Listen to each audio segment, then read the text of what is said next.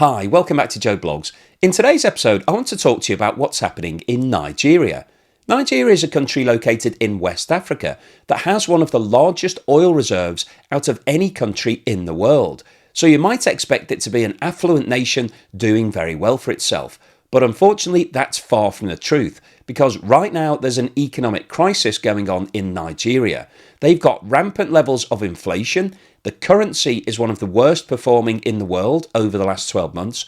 And we've now got high levels of poverty. Around 39% of the country are living on less than $2 a day. We've got food shortages, power outages, and there is a complete state of disarray all across the country. So what is going on in Nigeria? Why have they got themselves into this position? Well, in today's video, we'll go through all of the details. We'll have a look at their oil reserves and what's been going on with oil production, because their production doesn't match their level of reserves. We'll then talk about the new economic policies that were introduced by the president that was elected back in May 2023. He decided that radical change was needed in Nigeria to try to put the country onto an even keel. But unfortunately, so far, those new policies haven't had the desired effect. We'll have a look at what's going on with inflation and food inflation. We'll have a look at what's going on with the currency and talk about the two devaluations that have occurred over the past 12 months. We'll look at the debt situation because Nigeria has built up a huge amount of debt. We'll then talk about the population because the country has one of the highest birth rates out of every country in the world, which means that the population is rapidly expanding. And then finally today I'll wrap up with my summary as to why I think the situation has got so bad in Nigeria and what's likely to happen over the course of the next 3 to 6 months. But before we get started on all of that, I'd like to say thank you so much to everyone that's supporting the channel. If you've bought me a coffee or sent me a YouTube super thanks, thank you so much for the time and effort that you've taken to do that. I really appreciate it. And if you've signed up as a long-term supporter of the channel, either through Patreon or YouTube membership or Buy Me a Coffee membership, thank you. It really helps to keep me motivated and posting more videos like this one.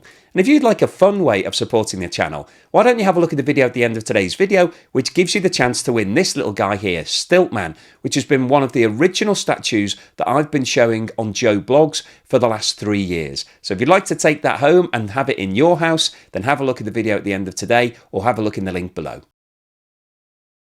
Nigeria is located on the west coast of Africa and is bordered to the north by Niger, to the east by Chad and Cameroon, and to the west by Benin. Nigeria's current population is around 220 million, making it the 6th largest country in the world by that metric. However, in terms of landmass, it ranks as number 30 and is roughly the size of Texas in the USA. Nigeria was formerly a colony of Britain, however gained independence in 1960. Oil was first discovered in the country in 1956 and has since become the dominant force in the economy and Nigeria's main form of income. If you're a regular viewer, you'll know that I like to keep people on their toes. Make sure you're watching by asking the occasional question. And I've got one for you right now. What is the capital city of Nigeria? Well, if you said Lagos, you'd be wrong, because it changed in 1991 from Lagos, which is the former capital, to the current capital of Abuja. So hopefully that will be at least one fact that you can take away from this video and share with some of your friends and family.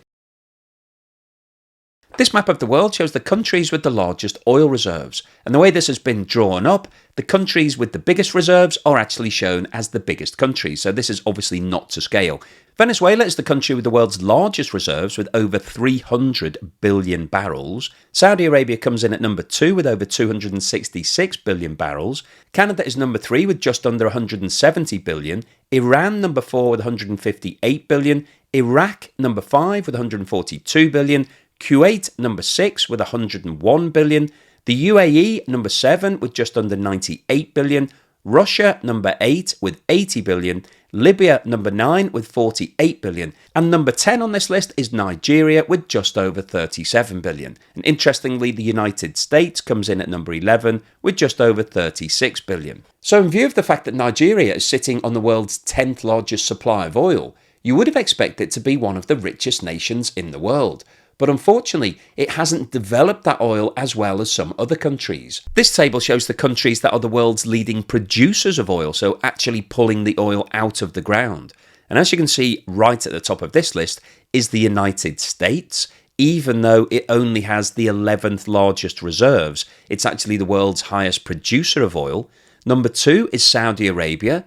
3 is Russia. 4 is Canada, 5 is China, 6 is Iraq, 7 the UAE, 8 Brazil, 9 Iran, 10 Kuwait, 11 Norway, 12 Mexico, 13 Kazakhstan, 14 Qatar, and Nigeria is only the world's 15th largest producer. And this chart shows Nigeria's crude oil production over the last 5 years. And what this shows is that back in 2019, Nigeria was producing around 1.8 million barrels of oil per day. However, in 2020, 2021 and 2022, there was a significant decline in the amount of oil being produced.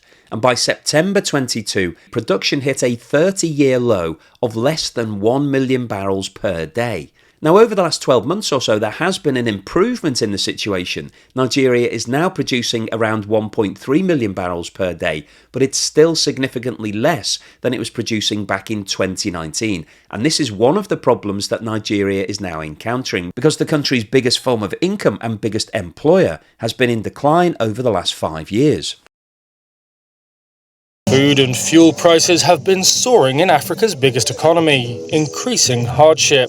Inflation is at its highest point in almost 3 decades, spurred by bold but unpopular reforms by President Bola Tinubu in his first year in office. That includes ending a costly fuel subsidy and devaluing the local naira currency twice. Tinubu, who campaigned on a renewed hope slogan, inherited an economy that was already struggling with record debt, high unemployment and low oil output.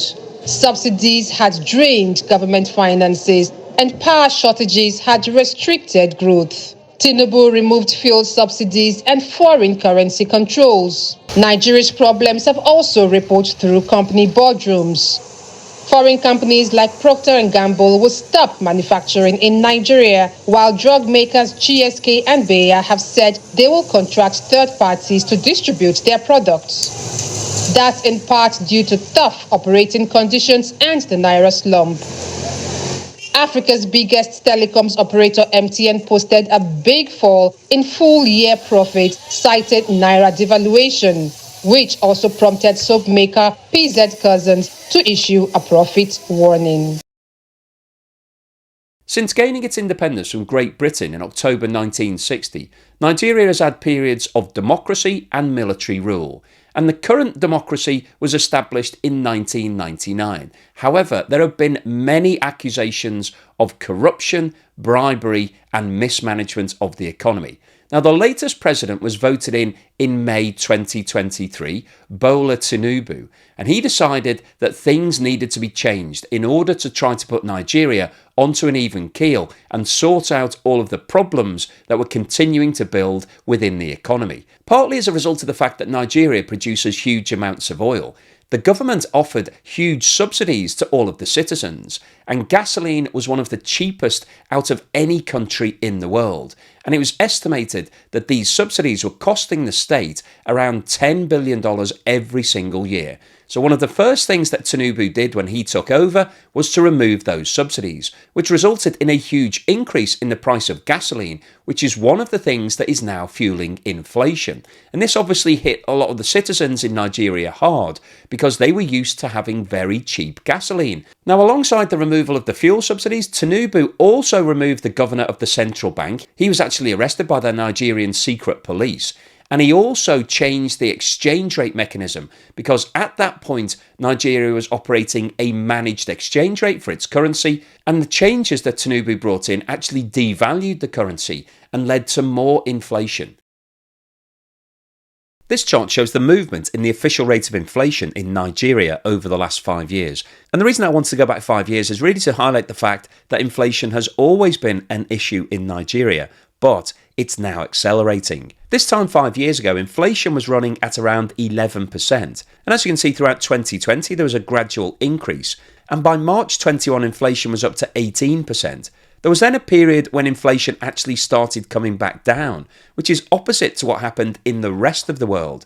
And by the end of 2021, inflation was sitting at just under 16%. However, in 2022, inflation started to pick up again, and by December 22, it was sitting at 21%. And if we now zoom in and have a look at what's happened over the last 12 months, you can see that there has been a rapid increase in the rate of inflation. In August 23, it hit 26%. It rose to 27% in September and October, 28% in November, 29% in December, 30% in January, and in February 2024, inflation hit 31.7%. And if you look at the trend here, there is a clear upward movement, and this is being fueled by a couple of things. Firstly, the removal of the fuel subsidies has increased the price of gasoline, and that feeds into the price of virtually everything because anything that needs to be transported will include transport costs. But in addition to what's happening with fuel prices, the fall in the value of the currency has made imports much more expensive. And because Nigeria is importing lots of things, including food, that's driving up inflation. This chart shows the movement in food inflation, which is a metric that we always like to look at, particularly when we've got countries that are in crisis right now, and is also salient here because 39% of Nigeria's population are living in poverty. In 2019, food prices were rising by around 14%. That figure rose progressively in 2020 and hit a high of 23% in March 21. The rate of food price increases actually started to fall throughout the rest of 21 and hit 17% in December. However, in 2022, food prices took off again and by the end of the year had risen by 24%. And if we look at the situation over the last 12 months, you can see that we've got exactly the same trend as we've just seen for general inflation. However, the levels here are higher. This time 12 months ago, food prices were increasing by 24%. However, by September, that increase had hit 31%, 32% in October, 33% in November, 34% in December, 35% in January, and in February 24, food prices increased year on year by 38%. And this is one of the reasons why Nigeria is now in crisis, because wages have not been increasing by anything like 38%. So most Nigerians therefore can't afford to buy the same amount of food that they had this time last year. But one of the other problems that Nigeria has is an actual shortage of food. Some people were killed and others injured when authorities ran out of food at a distribution centre in Lagos, the Nigeria Customs Service said. In a statement, it said that a crowd had charged through barricades looking for bags of rice. Vicky Essien was among the 5,000 people said to have turned up at the distribution centre. This chart shows the movement in the exchange rate between the US dollar and the Nigerian naira over the last 5 years. And the reason I wanted to go back 5 years is really just to highlight the fact that Nigeria has been managing its exchange rate. Normally, when you look at the exchange rate between two currencies, you will have lots of fluctuations. You would expect the chart to undulate up and down depending on what was going on at that particular time and whether or not each currency was strengthening or weakening. However, what you can see here is that between 2019 and June 2023, there was very little movement in the exchange rate between the US dollar and the naira. This time 5 years ago, $1 US was trading for 301 Nigerian naira. And as you can see, throughout the rest of 2019 and the start of 2020, it remained broadly at that level. A small devaluation of the currency then took place in March 2020, when the exchange rate jumped to 371 naira to the dollar. It then remained at that level until the end of June, when the exchange rate moved to 360 naira to the dollar. It stayed at that level until April 21, when it moved to 400 to $1 US, and it remained broadly at that level until June 2023, when you can see the almost vertical movement and the official exchange rate was increased to 750 naira to $1. And what this sharp movement represents is the devaluation of the currency that was brought in by the new president in June 2023. Between June 23 and January 24, the central bank tried to manage the currency, but as you can see, a lot of pressure was applied against the naira. And in January of this year, a second devaluation was undertaken and a new rate set of 1,400 naira to $1. And effectively what this chart is showing is the immense pressure that's been applied against the naira by the black market rates. And the black market rates are basically the rate that the naira exchanges for the US dollar on the streets of Nigeria. And that is much closer to 1,500 naira to the dollar. And when you have a situation like this where there's an official exchange rate which doesn't correspond to what's happening on the streets, basically everybody abandons the local currency and starts trading in the dollar, and you have a high level of dollarization. And that's what's been happening in Nigeria, and so people are losing faith in the naira. As I mentioned at the start of today's video, one of the other issues that the Nigerian government is facing is the huge amount of debt that it's built up in the international markets. This chart shows Nigeria's national debt from 2018 to 2024 and also includes an extrapolation through to 2028. So basically a forecast as to what the national debt is going to be over the next 4 years. And what you can see from this chart is that over the last 7 years, there has been a continual and rapid increase in the amount of debt that Nigeria has been taking on, increasing from $47 billion in 2018 to an estimated $160 billion in 2024. And if we look forward over the next 4 years, that figure is expected to increase to $181 billion in 25, $206 billion in 26, $235 billion in 2027, and hit $269 billion by 2028. And obviously one of the problems from Nigeria's point of view is that debt like this carries a coupon. You have to pay the interest on this debt. And so it's becoming a bigger and bigger burden on the Nigerian government in terms of having to find that cash to make those payments. And as we've just talked about, the value of the naira has been falling rapidly over the last 5 years. And that means that paying debt in US dollars is becoming more and more expensive from Nigeria's perspective. This chart shows Nigeria's population pyramid, and if you follow the channel, you will have seen these population pyramids before. But if this is the first time that you're seeing this sort of chart, what we've got here is a breakdown of the current population of Nigeria by age groups. So the different bars here show different age groups that are in 5-year brackets. So at the bottom, we've got 0 to 5, we've then got 5 to 9, 10 to 14, 5 to 19, all the way up to 100 plus at the top. And the blue section on the left shows the number of males, and the red section on the right shows the number of females. And what we have here is an absolutely classic pyramid shape. So the smallest category of all of the age groups is 90 to 94, and every single age category below is larger than the one above. So out of all of these age categories, the largest is 0 to 4, followed by 5 to 9, 10 to 14, and so on. And the shape of this pyramid tells us a couple of things. Firstly, Nigeria has a high fertility rate, and secondly, it has an expanding population. This table shows the countries with the highest fertility rate in the world, and the fertility rate is basically the number of children each female in the country is having. And in order to keep the population number entirely flat, so basically maintain the same number of people in a country, the fertility rate has to be 2.1. And what this table shows is that Niger, which isn't Nigeria, it's a different country, Niger, has the highest fertility rate in the world at 6.7 births per female, followed by Chad, DR Congo and Somalia, all of which have a fertility rate of 6.1. Number 5 and 6 on the list are Central African Republic and Mali, both of which have a fertility rate of 5.8. Number 7 is Angola, and Nigeria comes in at number 8 on this chart with a fertility rate of 5.1 children per female. And this chart shows the growth in Nigeria's population dating back to 1950. And what this shows is that in 1950, the country had a population of 37 million. By 1992, the figure was up to 100 million. In 2008, Nigeria passed 150 million people. It passed 200 million in 2019. The total population is expected to pass 300 million by 2037. 400 million by 2055, and 500 million by 2079.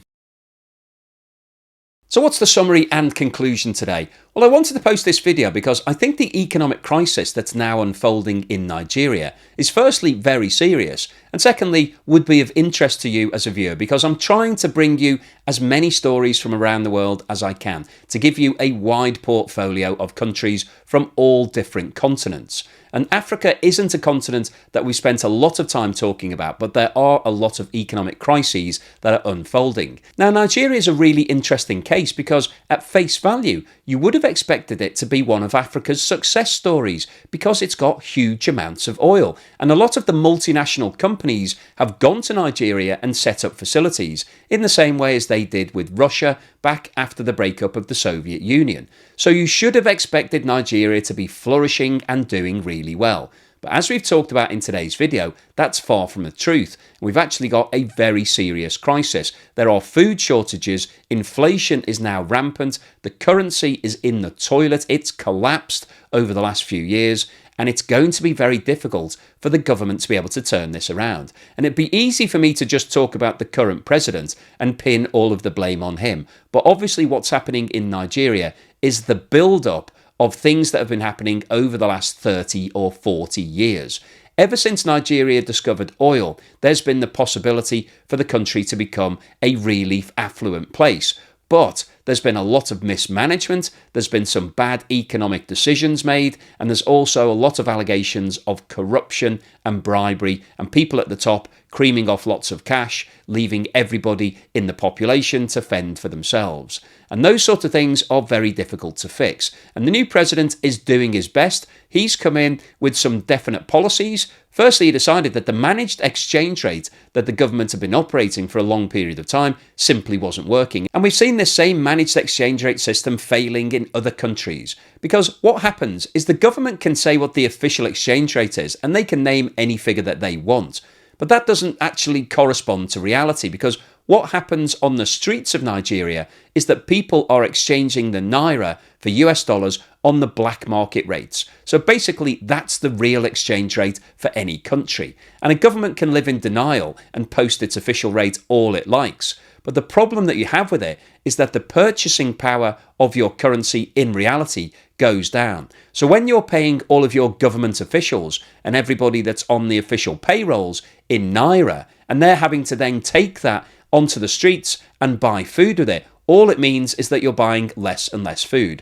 So you can pretend that the official rate of inflation isn't going up, but in reality people are actually purchasing less because the value of their money on the streets is going down. And that's what's been happening in Nigeria for a long period of time. So the new president came in and has devalued the currency twice over the last 12 months. And that's obviously then driven up inflation. So we've seen that the official rate of inflation is now above 30% and is actually in the top 15 in the world. And it's likely that over the next 3 to 6 months, we'll see a continuation of that trend. Prices will keep going up. Firstly, because the currency is genuinely worth less. And secondly, because the subsidies have been removed from all of the fuel, that's driving up prices as well. So we've got some real problems that are very difficult to fix. And from the president's point of view, what he's trying to do is put Nigeria onto a position where it's a free market economy, where it's operating like a capitalist society. But one of the fundamental problems that he has is around 40% of a rapidly growing population are currently living in poverty. So they can't actually afford to pay any more for food. They don't have any excess cash. In fact, a lot of them don't have any money to be able to buy food. And what we've seen from today's video is that it's not just an increase in food prices, there's also a shortage of food, and there are also power outages. So we're now having blackouts occurring in Nigeria. And when you get to that situation, it's very, very difficult to turn it around. Basically, what Nigeria needs right now is help. It's going to need aid in the same way that we've talked about for other countries that are in this dire financial situation. I don't think Nigeria will be able to trade its way out. Production of oil in the country is starting to improve slightly, but over the last few months, we've heard that a lot of multinational companies are pulling out of Nigeria. They don't want to continue with the relationship, partly because of what's happened to the currency and partly what's going on in the country itself. And when you've got a situation like this, where you've got a rapidly expanding population and a declining economy, it's an absolute recipe for disaster. And it is going to be extremely difficult for the new president to be able to fix this. He's going to have to talk to agencies like the IMF, get some money in and try to put policies in place that improve the living conditions and the fundamentals for a lot of his people. But that's obviously going to take time, and in the short term, it's likely that this crisis is going to get worse. So the overall summary of today's video is that the crisis that we're currently seeing in Nigeria has been building up for a long period of time. However, previous governments have been trying to mask the situation by having official exchange rates and keeping inflation down. The new president has come in and tried to change things to put it back onto an even keel, and in the short term, things have got a lot worse. It's now looking like the crisis is accelerating. But basically what we're seeing here is the reality of the situation that's been going on for a long period of time. It's just that the new president is accepting the situation and saying we need some help. So I'll keep you posted on any further news and developments coming out of Nigeria as and when they happen. Hopefully you've enjoyed today's video, you found it useful, informative and thought-provoking. If you've liked what I've said, then please give me a thumbs up. Thank you for watching this video all the way through to the end, and here's something to put a smile on your face.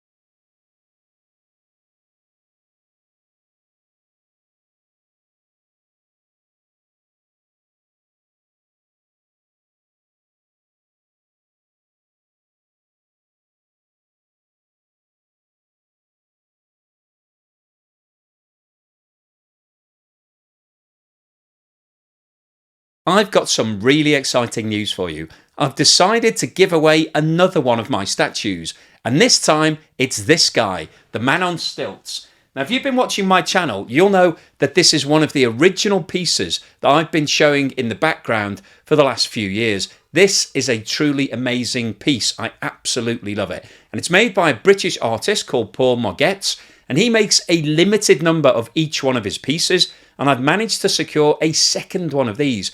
But I'm giving this one away, which is the original one that I've had in the background for the last few years. And if you'd like to win it, you just need to buy a ticket in the raffle, which are priced at £1 each, which is around $1.30. So very affordable. So if you'd like to support the channel, rather than buying me a coffee or sending me a YouTube super thanks, why don't you buy a ticket in the raffle and you could have this in your home some point soon. Now, in terms of organising this, I've got an independent company to collect the cash and make the draw for me. So I won't be choosing it. It will be entirely at random. And I will post this anywhere in the world to whoever wins it. There is a possibility that you may need to pay a little bit of import duty depending on where you live and what the rules are. But I will send this anywhere. So if you'd like to win it, please buy a ticket in the raffle and good luck.